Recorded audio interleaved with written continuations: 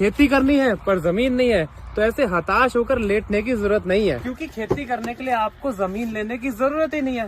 बात जरा ध्यान से सुनिएगा। भारत में जिनके पास भी जमीनें हैं वो खेती दरअसल मजबूरी में कर रहे हैं। जमींदार ना तो अपने बच्चों को खेती में डालना चाहते हैं और ना ही आजकल की जनरेशन इतनी मेहनत कर सकती। आंकड़ों के हिसाब से हिंदुस्तान में 45% से ज्यादा किसान लैंडलेस लेबरर्स हैं, यानी कि वो जमीन किराए पे लेके खेती कर रहे हैं। उदाहरण के तौर पे मैं आपको अपनी जमीनों का रेट बताता हूँ। यहाँ पे 1 एकड़ का रेट 3 करोड़ से ऊपर है खरीदने का। और कमाल की बात यह है कि वही 3 करोड़ की जमीन अगर आप किराए पे लेते हैं तो आपको 20 से 25 हजार रुपए में वो मिल जाएगी, वो भी पूरे साल के लिए। तो आप देखेंगे कि जितने में आप 1 एकड़ जमीन खरीदेंगे उतने में ही आप 100 एकड़ से ज्यादा जमीन किराए पे लेके खेती कर सकते हैं और एक अच्छी खासी टैक्स फ्री इनकम जनरेट कर सकते हैं। बस शर्त यही है कि आपको खेती आनी चाहिए, जो कि मैं आपको सिखा दूंगा।